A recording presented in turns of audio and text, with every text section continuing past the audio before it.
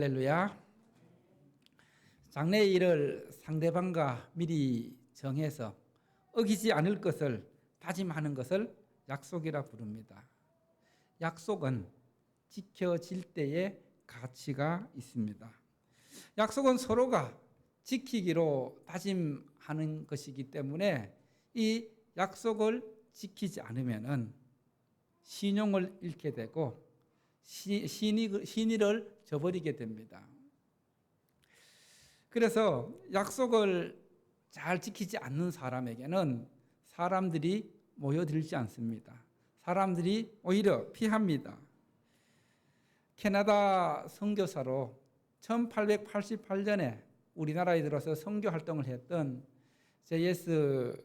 게일 선교사님은 약속 이행을 참 많이 강조했습니다. 그러면서 이 선교사님은 약속을 지키는 것은, 약속을 이행하는 것은 마치 빚과 같다, 이렇게 이야기를 했습니다.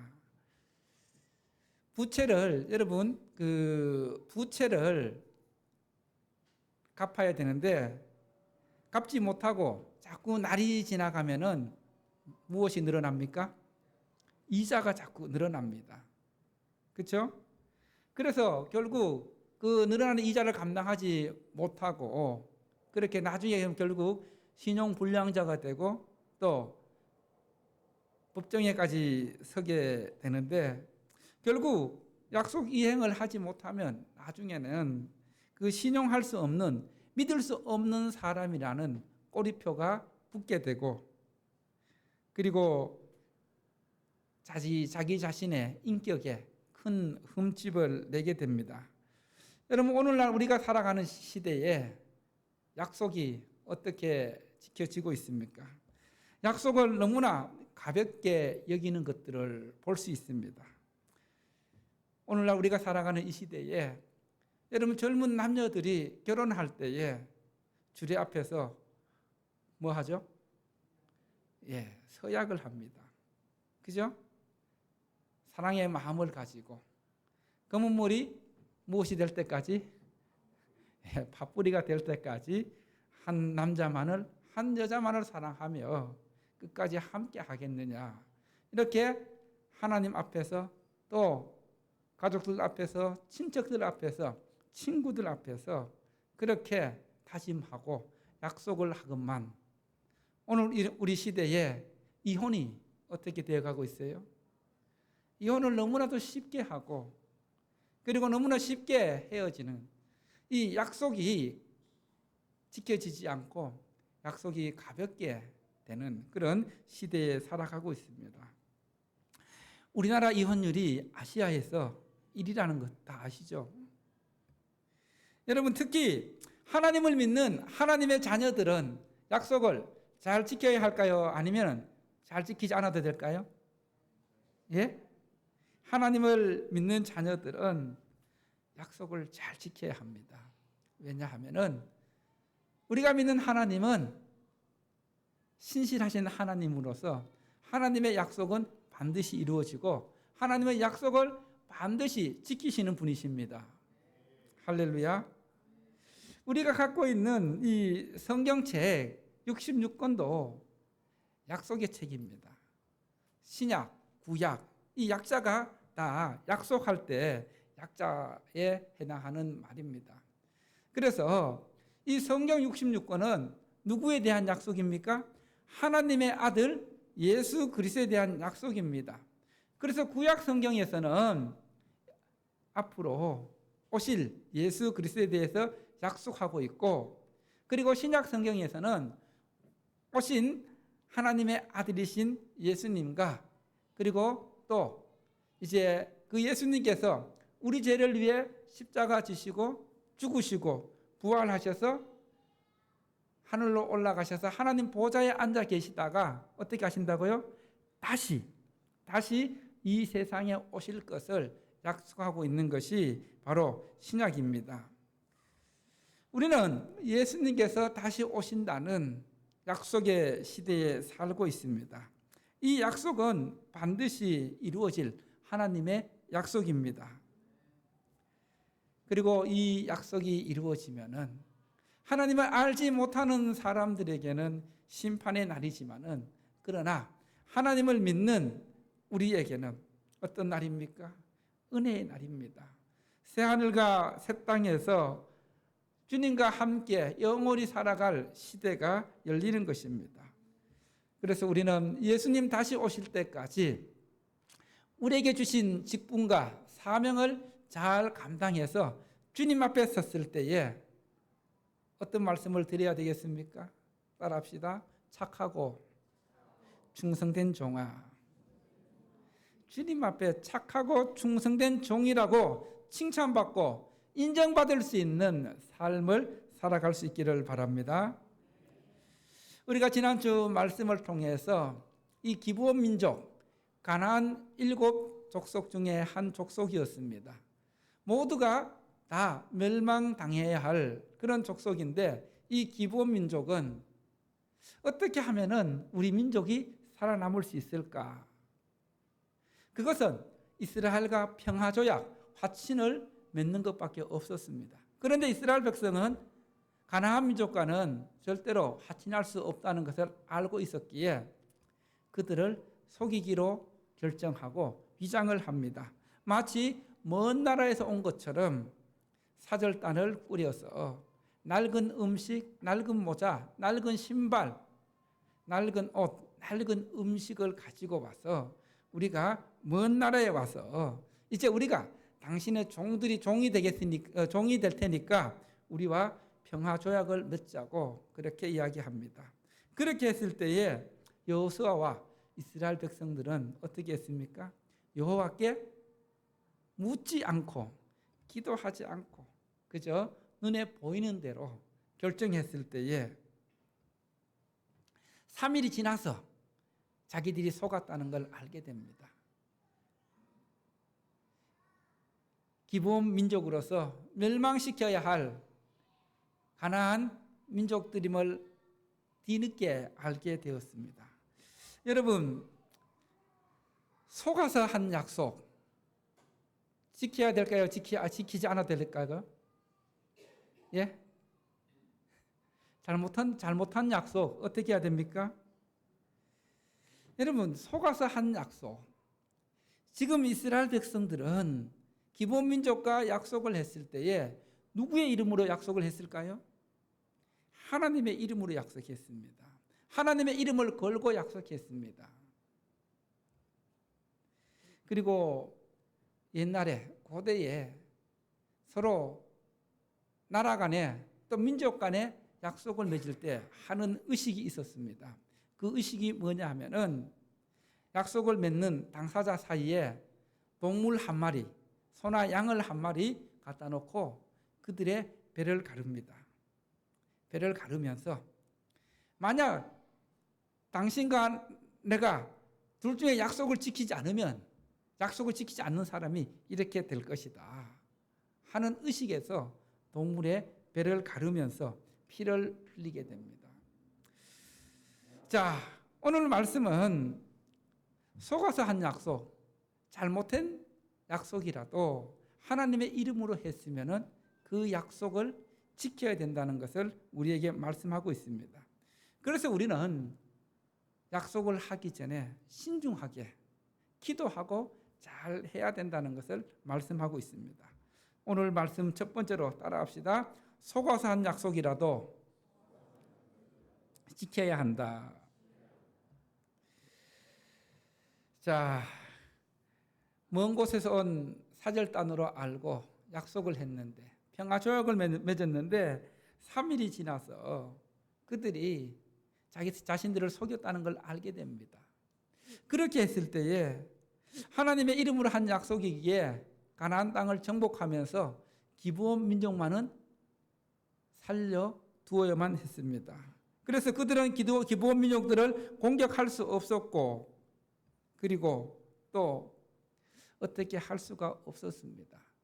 마치 멸망시켜야 할 그 적들과 한 그 약속, 속아서 한 약속도 지킬 수밖에 없는 상황이 되었습니다.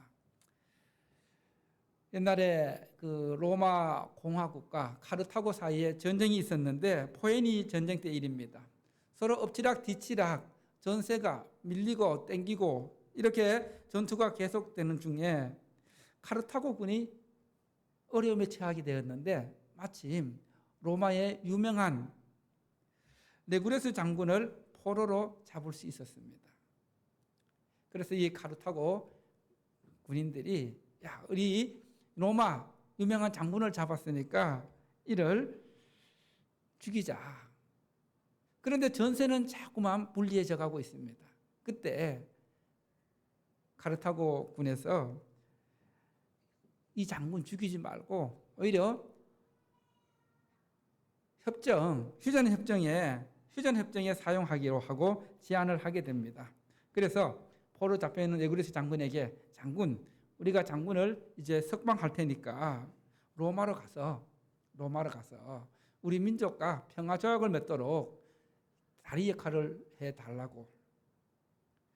만약 이 장군의 설득에도 로마 군인들이 우리 민족과 평화 조약을 맺지 않기로 결정하면은 당신은 다시 우리에게로 돌아온다는 약속하에서 당신을 풀어줍니다. 그래서 레구레스 장군은 여기서 그대로 명예스럽게 죽음을 택할 것인가 아니면은 돌아가서 나라를 위해 일할 것인가 갈등을 하면서 생각하다가 결국 약속을 하고 로마로 돌아가게 됩니다. 로마로 돌아가서 자기 자신이 어떻게 풀려났는지 어떻게 오게 됐는지 자초자정을 이야기하면서 지금 카르타고 군이 로마 군과 휴전 협상을 하려고 하는데 그렇게 하지 말라고 이야기합니다. 왜냐하면 지금 카르타고 군은 조금만 우리가 더 버티면은 우리가 승리할 수 있기 때문에 조금만 버텨달라고 이렇게 이야기하고 그럼 어떻게 해야 됩니까? 이 장군이 다시 카르타고 쪽으로 돌아가야 합니다. 돌아갔을까요? 돌아가지 않았을까요? 예? 워낙 유능한 장군이고 또 전쟁에 있어서 없어서는 안 될 장군이기 때문에 로마 황제도 붙잡고 모든 주변의 장수들이 다 막습니다. 갈 필요 없다고. 그런데 이 장군은 적과 한 약속이라도 내가 만일 이들과 약속을 지키지 않으면은 카르타고 사람들은 로마 사람들을 향해서 로마인들은 모두 거짓말쟁이라고 약속을 지키지 않는 사람들이라고 비난할 것입니다. 그래서 자기 자신은 로마 제국의 명예와 신의를 위해서 적국으로 다시 돌아간다고 해서 돌아갔다는 이야기가 있습니다. 비록 자기 자신의 목숨이 어떻게 될지 모르는 상황이지만은 적과의 한 약속이라도 지켜야 하는 모습을 보여주고 있습니다. 이스라엘도 마찬가지입니다. 꼭 멸망시켜야 할 기본 민족이었지만은 그러나 속아서 한 잘못된 약속, 그 약속을 하나님의 이름을 걸고 했기 때문에 지키는 것을 보게 됩니다. 여러분, 오늘날 우리가 살아가는 이 시대에 약속이 너무 쉽게 깨어지는데 하나님을 믿는 사람들 약속을 잘 지키는 삶을 살기 위해서는 어떻게 해야 될까요? 어떻게 하면은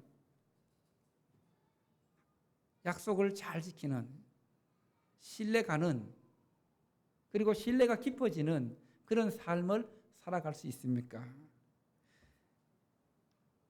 우리가 하나님을 믿고 신앙생활을 한다는 것이 무엇입니까? 바로 하나님을 믿고 신앙생활을 한다는 것은 내가 믿음을 가졌다는 것은 신앙생활을 한다는 것은 내 삶의 주인이 누가 되는 겁니까?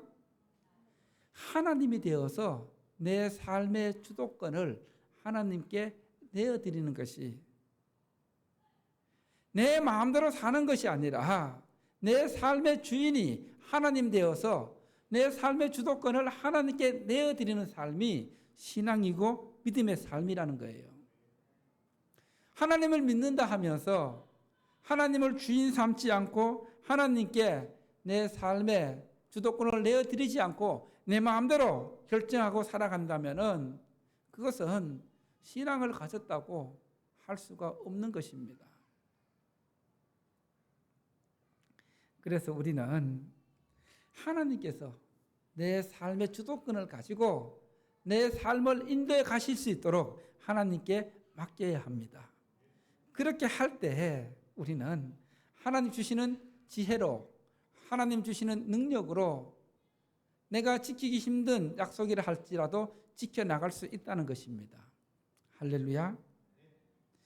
그리고 또 하나, 하나님의 백성들은 하나님 앞에서 늘 예배자로서 예배 정신을 놓치지 말아야 합니다.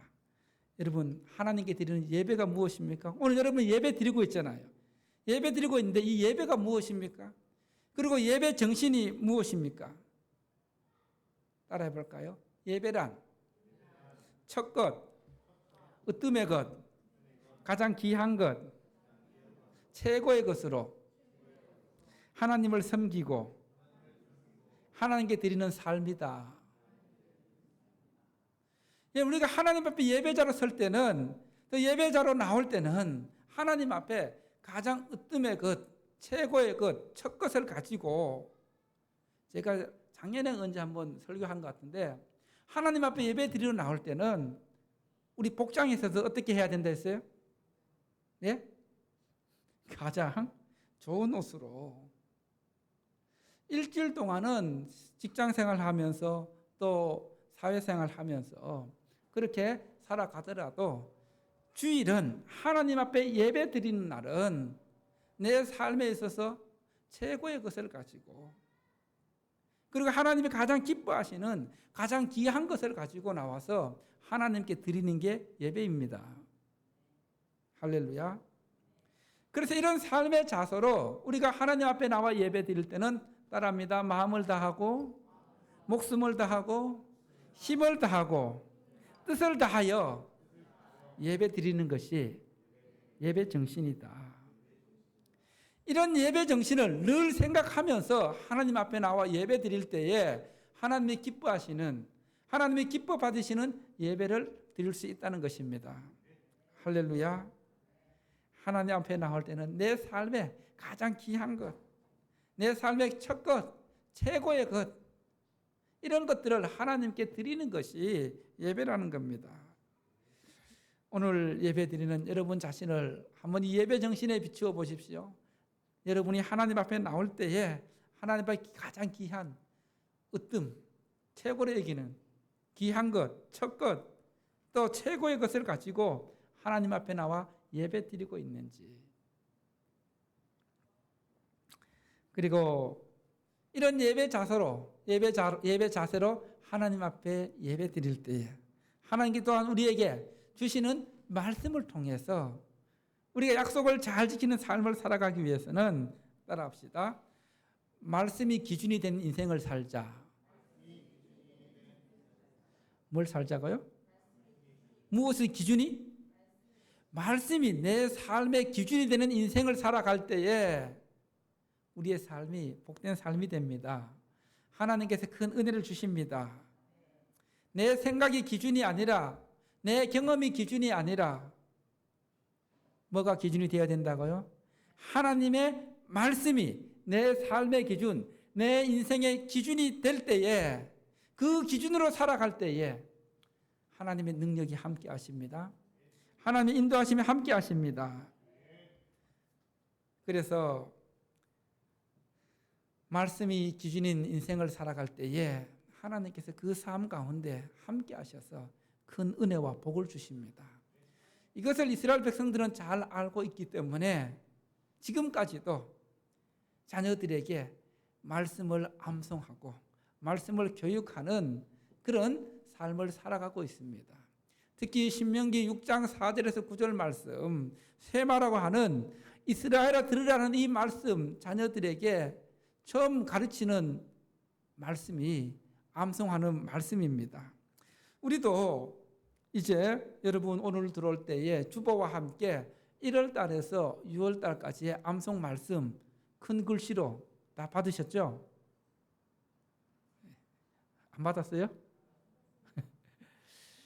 예, 그 받으신 말씀 오늘부터 집에 가셔갖고 잘 본인데 붙여놓고 볼 때마다 한 번씩 읽어도 됩니다. 읽으면은 계속 읽다 보면은 또 머리에 들어오고 마음에 새겨지고 외워집니다. 우리가 무엇을 하든지 하나님께 물어보고 하나님께 기도하고 하나님께 의논하는 것이 중요합니다. 바로 이렇게 하는 것이 하나님을 주인으로 모시는 삶을 살아가는 것이죠.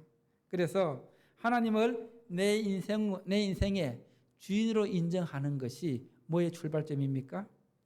신앙의 출발점입니다.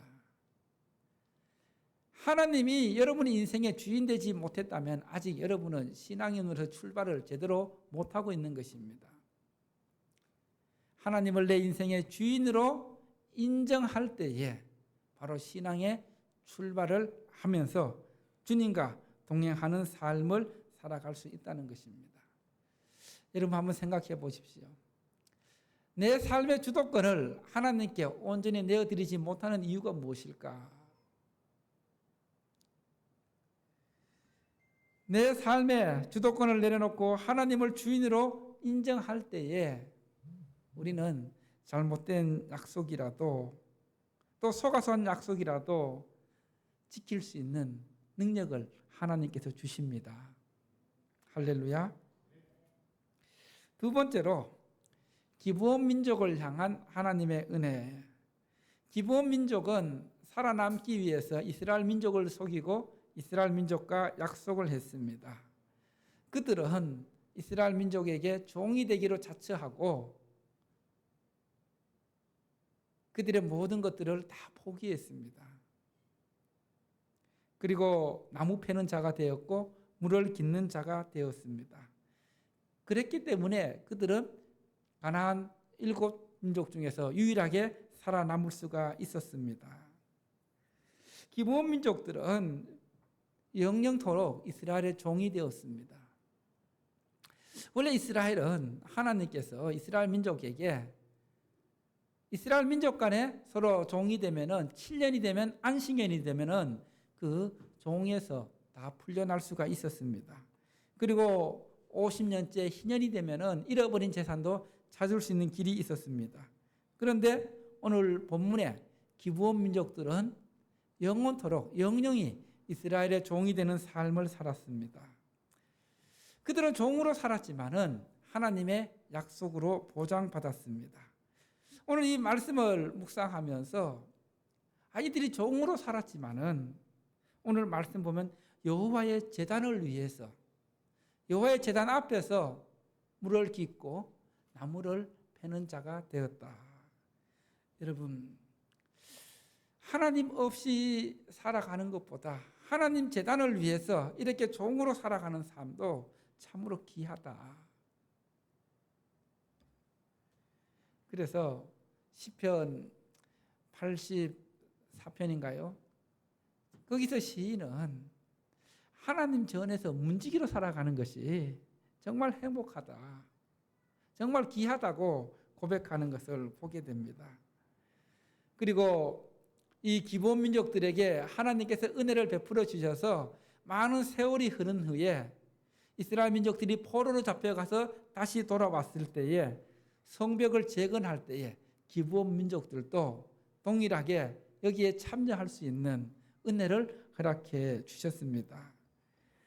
여러분, 우리는 교회에서 직분을 맡을 때 또 사명을 받을 때에 하나님 앞에서 평생 종이 되겠다는 다짐과 결단을 합니다. 평생 여호와의 제단을 위해서 물 깃는 자가 되고 또 나무하는 자가 되겠다고 약속을 하게 됩니다. 이 약속을 기브온 민족들처럼 잘 지켜나갈 때에 교회가 건강하고 그리고 주님이 기뻐하시는 교회가 되는 것입니다. 오늘날 한국 교회가 많이 힘들어하고 그리고 또 어려움을 겪는 이유 중에 하나가 이 직분자들의 잘못된 그런 섬김 때문에 어려움을 당하는 것을 보게 됩니다. 아직 우리 교회는 작아서 장로님들이 안 계셔서 그런데 장로님 계신 교회 이렇게 얘기 들어보면은 어려움 당하는 교회들이 참 많이 있더라고요.